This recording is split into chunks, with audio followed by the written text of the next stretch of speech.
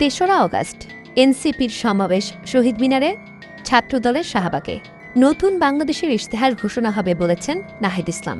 আমরা শহীদ মিনারে আপনাদের সামনে দাঁড়িয়ে নতুন বাংলাদেশের আমাদের সেকেন্ড রিপাবলিকের 24 দফা ইশতেহার ঘোষণা করছি।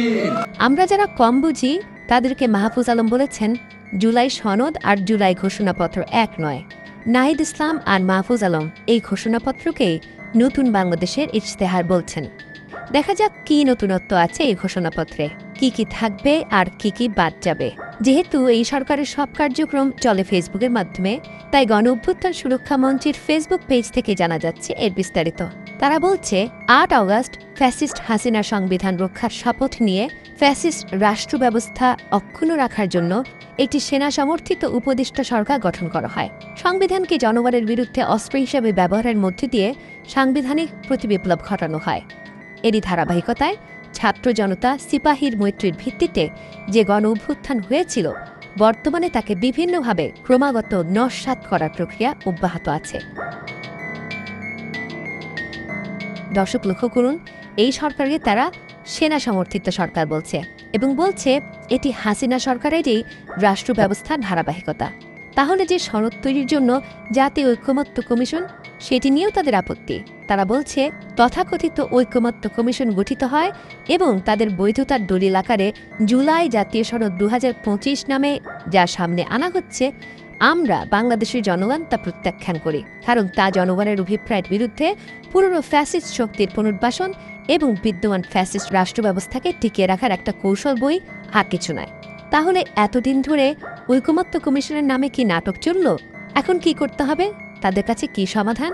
তারাই বলছে, শেখ হাসিনার ফ্যাসিস্ট সংবিধান বাতিল ও ফ্যাসিস্ট রাষ্ট্র ব্যবস্থা উৎখাত করে বাংলাদেশকে গণতান্ত্রিক রাষ্ট্র আকারে গঠন করাই আমাদের প্রথম ও প্রধান কাজ। আরও বলছে, ফ্যাসিস্ট সংবিধানের অধীনে শপথ নিয়ে সেনা সমর্থিত উপদেষ্টা সরকার গঠনের পরিবর্তে আমরা অবিলম্বে একটা পূর্ণ গাঠনিক ক্ষমতাসম্পন্ন অন্তর্বর্তীকালীন সরকার গঠন করার আহ্বান জানাচ্ছি। তার মানে কি ডক্টর ইউনূসের এই সরকার থাকবে না? তারা এর অবসান চায়? সমস্যা হলো, সবাই বলে তারাই হলো বাংলাদেশের জনগণ, এবং এখানেও তাই ঘটছে। তারা বলছেন, বাংলাদেশের জনগণ তথাকথিত রাষ্ট্রীয় সার্বভৌমত্বের ব্র্যাকেটে স্টেট সভরেন্টির নামে জনগণের সকল মানবিক ও নাগরিক অধিকার হরণ এবং চরম গণবিরোধী আমলাতান্ত্রিক ব্যবস্থা টিকিয়ে রাখার ষড়যন্ত্র অবিলম্বে বন্ধ করবার জোর দাবি জানাচ্ছি। মানে সচিবালয়, বিসিএস ক্যাডার, আমলা কিছুই থাকবে না। তো কোটা আন্দোলন না বিসিএস এর কোটা নিয়েই হলো, সরকারি চাকরির কোটা নিয়েই হলো। আরও বলছে, আমরা বাংলাদেশের জনগণ সংসদীয় সার্বভৌমত্বের ব্র্যাকেটে পার্লামেন্টারি সভরেন্টি নামে সংসদকে লুটেরা মাফিয়া শ্রেণীর লুটপাটের দরবারে পর্যবসিত করবার সকল ষড়যন্ত্র অবিলম্বে বন্ধ করবার দাবি জানাচ্ছি। তার মানে সংসদও থাকবে না? তারা আরও বলছেন, অন্তর্বর্তীকালীন সরকারের একমাত্র ও প্রধান কর্তব্য হচ্ছে গণ সার্বভৌমত্ব কায়েমের ভিত্তিতে গণতান্ত্রিক বাংলাদেশ গঠন। সেটা কিভাবে হবে?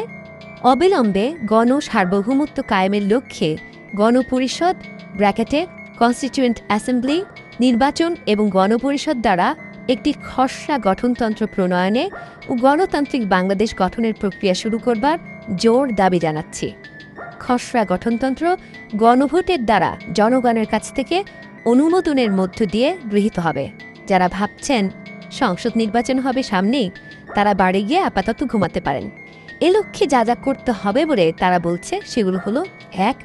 রাষ্ট্র এমন কোনো আইন বা নীতি প্রণয়ন করতে পারবে না যা ব্যক্তির অধিকার ও মর্যাদা ক্ষুণ্ণ বা হরণ করে। ২. রাষ্ট্র এমন কোনো আইন বা নীতি প্রণয়ন করতে পারবে না যা প্রাণ, প্রকৃতি, পরিবেশ ও বাংলাদেশের জনগণের সাংস্কৃতিক বৈচিত্র্য ও ঐক্য নষ্ট করে। এবং ৩. রাষ্ট্র এমন কোনো আইন বা নীতি প্রণয়ন করতে পারবে না যা জনগণের জীবন ও জীবিকার ক্ষতি কিংবা ধ্বংস করে। দর্শক, বাংলাদেশের সংবিধানের সবচেয়ে বড় কথাই হল সকল নাগরিকের জন্য সাম্য ও ন্যায় বিচার প্রতিষ্ঠা এবং মানুষে মানুষে ভেদাভেদ ও বৈষম্য বিলোপের কথা এখানে বারবার বলা হয়েছে, এবং এটি একটি বৈষম্যহীন সমাজ প্রতিষ্ঠার অঙ্গীকার করে।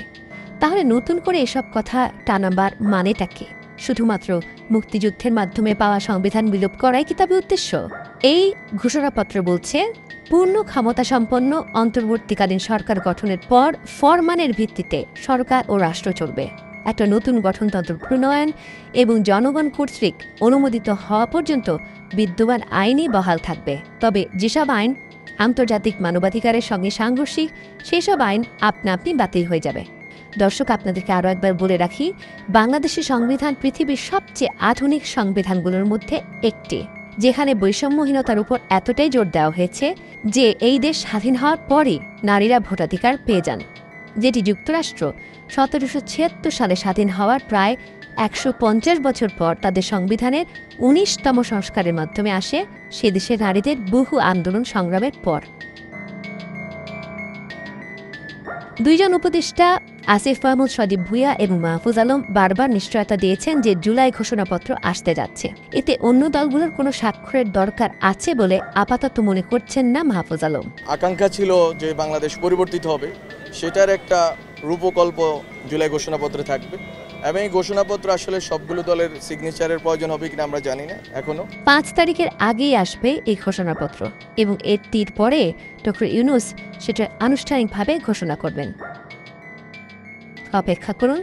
সংবিধানহীন, সচিবালয়হীন, সংসদবিহীন নতুন বাংলাদেশ আসতে যাচ্ছে খুব শিগগিরই।